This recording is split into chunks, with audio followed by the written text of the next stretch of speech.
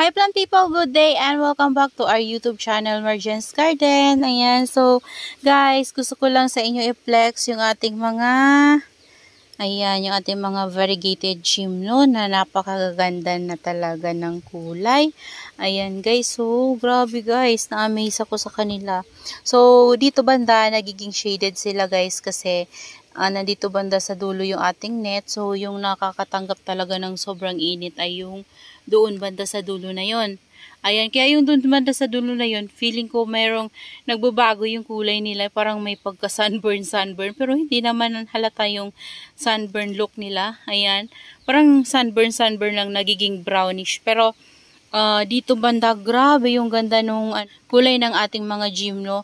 Kasi grabe, yung mga pink tapos orange, talagang lalong tumingkad yung kulay nila. So, ayaw pala nila guys yung sobrang init.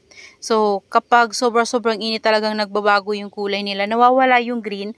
Yung brown na may green na orange, nag-iiba na talaga guys yung kulay. So, kapag pala shaded lang sila guys, so tama lang yung sunlight na nare-receive nila, yung hindi sobrang init.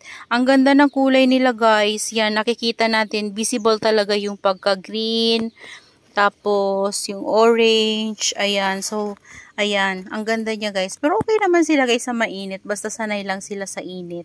Ayan, lumalaki na din sila guys. Meron pala ako guys dito, ibang color, yellow. So parang gusto ko soon magkaroon ng yellow. Kasi maganda pala guys yung yellow. Oh, ayan siya oh. Yellow na yellow to. Ayan. So, lumalaki na. Ito yung nakuha ko to sa Plant Culture PH. So, ang liliit pa talaga nito guys before. Pero, ayan, lumalaki na siya guys. Ayan. Sobrang liliit na to guys. Parang mga cents lang. Yan, itong ating mga nakuha sa Plant Culture PH. Yan. So, ngayon, lumalaki na sila, guys. Yan, kasi stable na. Ito din, ang ganda ng color nito, guys. So, white. May pagka-white siya na green. May pagka-pink. Yan, halo-halo. Yan. Cream color din siya. Yan, ito din, guys. So, tingnan nyo, oh. Lumabas yung kulay niya talaga. Ayan, lumalaki na din yung babies niya. Tsaka, guys, nagkakaroon sila ng mga babies. Oh, tingnan nyo to, oh. Ayan o, nagiging mother plant na to. May mga babies na lumalabas. So, yung iba wala pa, pero yung iba talaga meron na. Ayan. Ito o, meron pa o. Ito, pink na pink yung baby niya. Grabe. Ayan. Ang ganda dito guys, so, dito banda o. Oh, ang dami palang baby sa likod.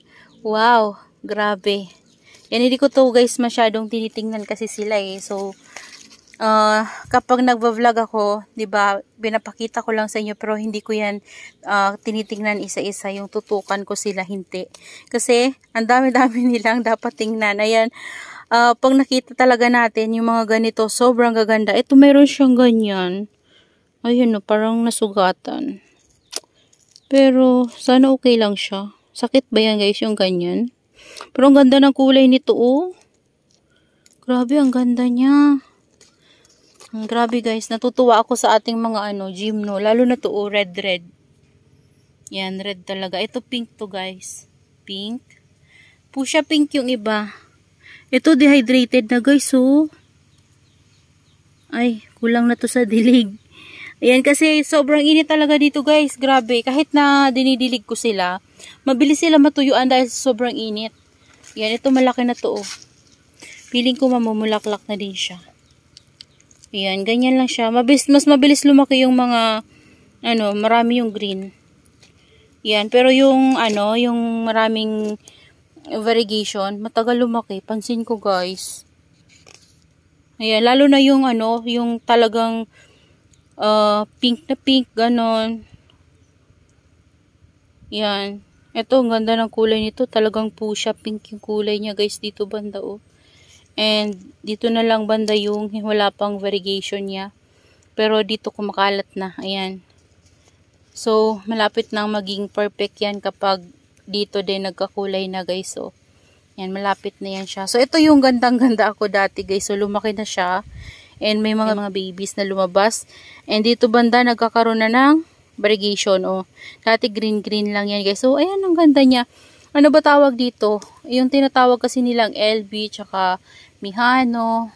Hindi ko kasi alam guys yung mga ganun. Hindi ko pa kasi na pag-aralan. Ayan. Basta, kapag bumili lang ako guys, kung ano lang yung magustuhan ko, yun lang. Yung maganda sa paningin ko, yun na. Yan, yun na. Kinukuha ko na siya. Pero yung mga pangalan na tinatawag nila, yung Mihano, yung LB, hindi ko pa yun alam. Yan. Pero ito, oh, tingnan nyo, ang ganda nito. Parang hagdan. Ayan. So, yung tinatawag pala nila guys na T-lines, yun wala pa ako ng ganun. Hindi pa ako nag-order ng ganun. So, baka soon, kapag nagkaroon tayo ng budget, malay nyo, diba, makakuha tayo ng ganun. Gusto ko din guys sila. Talagang nakaka-addict din pala talaga sila guys. Lalo na yung ating Astro, gusto ko talaga sila. Astro Mirio, ayan, gusto ko sila. Ang ganda nila guys kasi tingnan. Ayan, so kapag napalaki ko yung mga yan guys. So soon pala guys, kapag ako nakalipat na doon sa papatayuan namin na bahay, so sa tabi kasi yun guys ng kalsada and malaki yung space, malaki yung lot namin doon. So, plano ko silang i-sell soon. Yan. Bibenta ko na sila guys soon. So, papalakihin ko lang sila, paparamihin ko sila dito. Kasi dito kasi guys, malawak yung space namin dito. Kasi dito ay malaki talaga palayan dito eh. So, ito yung aming mini farm. Tapos, malaki yung bakuran talaga. Malaki kasi guys yung pinabakuran ko dito ng cyclone wire. Kaya malaki yung bakuran dito. And, kung gagawin ko tong greenhouse na malaki, pwede. Kaso lang, ano ko dito guys, yung mga hayop namin, manok. Kasi minsan nakakapasok pa rin yung manok. So, kailangan pa ganun may tao. So, ayan. Kapag nakalipat na kami guys ng kalsada, isi-sell ko na talaga to guys. Ibebenta ko yung ating mga collection. Ayan. So, mahirap guys. Mahirap sa akin na ibenta sila kasi syempre mahal ko sila. Ayan. Tsaka, mahirap talaga guys i-let go yung mga plants na talagang inalagaan mo, simula maliit pa hanggang sa lumaki sila at tumatagal nyo na silang inalagaan. Sobrang napakahirap i-let go. Pero, kasi, ang sabi ko kasi sa husband ko, gusto kong magnegosyo ng yung love ko talaga na gawin, yung hobby ko talaga para hindi ako mapagod man ako, pero hindi ako susuko. 'Di ba? Kung ano yung hilig mo, yun ang gawin mong negosyo para hindi ka magsawa. Ayan, 'di ba? So, ito kasi yung naisip ko kasi dito marami ding mahilig sa plants. So, naisip kong ganun yung gagawin ko kapag nasa tabi na kami ng kalsada. And ayan, negosyo na din yun guys, 'di ba? So, makakatulong na ako sa husband ko sa sa pag-iipon namin. So, ayan guys. Kaya naman eto, inaalagaan ko talaga ng maigi yung mga plants ko. Dati kasi guys, kapag bumili ako, naitanim ko na, hinahayaan ko na. So ngayon talaga guys, inaalagaan ko talaga sila. Tinututukan ko sila kasi yun yung plano ko soon. So yan lang guys, na-share ko lang sa inyo. That's all for today's video. Yan, I hope you enjoy watching. And see you on my next vlog. Ang gaganda po talaga ng kulay ng ating mga astro and ng ating mga gymno. Ang gaganda po ng kanilang mga pattern. Ayan, napakaganda. Gusto ko yung ganito, yung tumatangkad. Yung iba kasi flat, yung ating mga astrophyte, yung mga flat. Pero gusto ko yung tumatangkad. Ito kasi flat na flat to. Gusto ko yung tumatangkad. Mas maganda silang tingnan. So, yun lang guys. Bye-bye and see you on my next vlog. Bye-bye.